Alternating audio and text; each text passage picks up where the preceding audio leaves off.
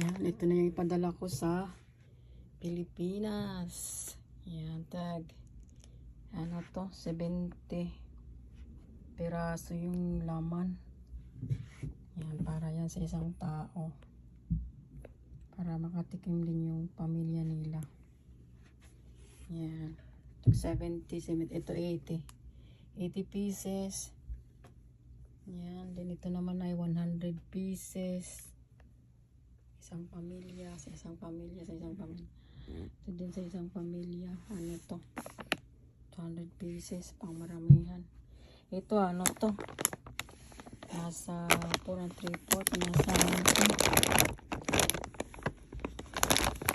5 kilos. Tingin, 2.15 kilogram. So, nasa 2.15 kilogram. So, nasa 215 kilogram bawat isa. Tapos ito pa. So, nasa 6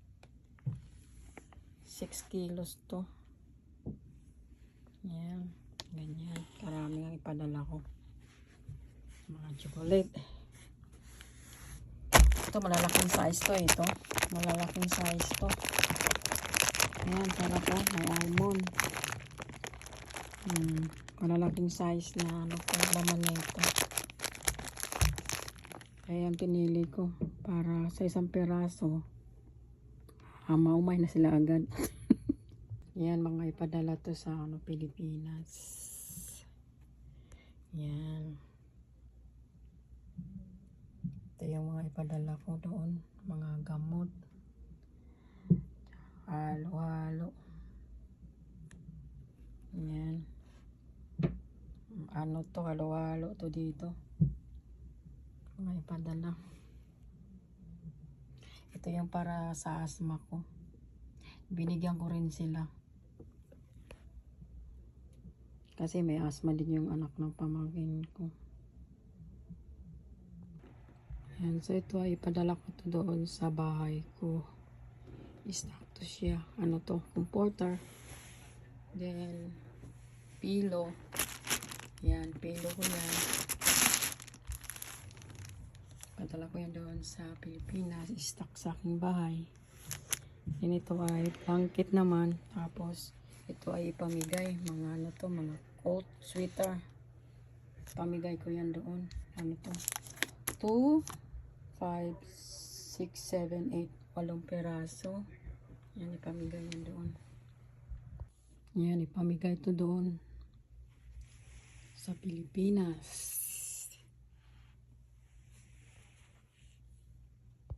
Yan, ipamigay to doon sa Pilipinas. Stocking, leggings, tapos medyas, pang boys. Ito, mga medyas na ito, hindi pa ito gamit. Mga bago pa ito. Yan, mga bago lahat yan. Tinanggalan ko lang sa ano, tali para may space pang box. Yan, nakakapagod na rin. Mataas pa ako. Dami ko pang gagawin.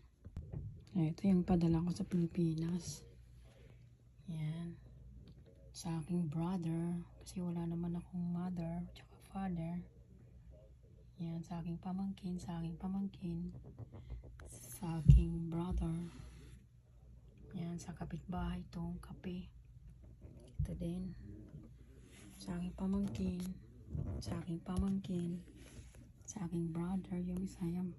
Malalaking ano yan. Bottle, tag 1 pound. So matagal na maubos yan. Ito sa kapitbahay. Yan.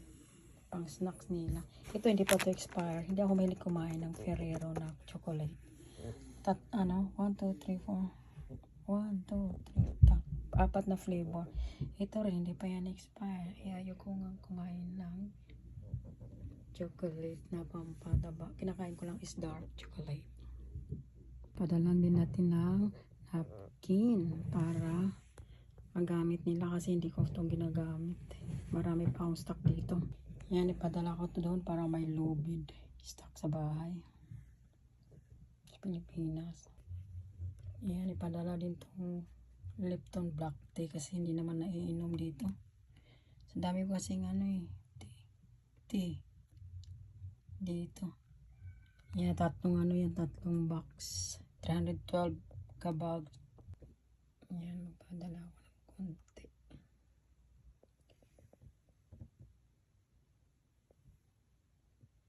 Yan, goods konti lang. Yan, ito naman ay pampaganda. Yan, bigay ko yan doon. L'Oreal, Maybelline, then soap. Yan, ibigay ko yung lotion. Kasi marami ang lotion pa dito. Then Purell, sanitizer. Then, yan ay body mist.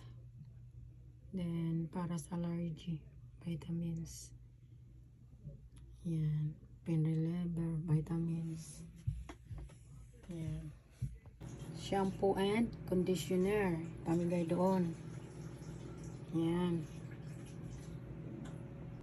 Yan, magpadala ako ng spray para to doon sa bahay ko sa Pilipinas. Yan.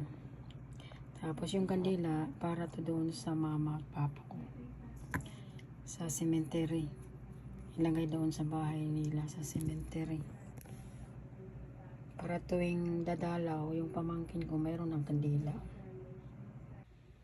Yan, para to sa aking brother. Yan. Yung mga ano niya. Yung iba panlakad. Ito naman Harry Potter na niya. Sombrero. Saya na siya dyan. Ito naman ay ipamigay doon sa kapitbahay. Mga size large yan. Tsaka XL. Ito naman yung nabili ko sa Canada.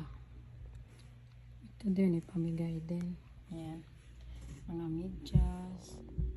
Kasi hindi naman nagagamit. Binili ko yan para ipamigay talaga doon. Tapos raincoat. Sa anak ko ng pamangkin ko yan. Ito naman din. Sapatos. Pamigay. Yan. Ito naman ay ito ay ibigay ko to sa anak ng pamangkin ko. Yan. Para sa anak ng pamangkin ko. Sa kanila yan. Ano yun eh, maganda na damit. Ganda ng tela. Ayan. Ganda ng tela. Ito naman ay ibigay ko sa pamangkin ko kasi marami akong stock dito. Kaya ibigay ko yung iba sa kanya. Marami akong stock sa cabinet. Kaya sa mabutan ako ng expire. Kaya ibigay. Yan, dudublan pa yan para hindi mabuksan agad. Yan, doble-doble na yan. Pangatlong doble na yan.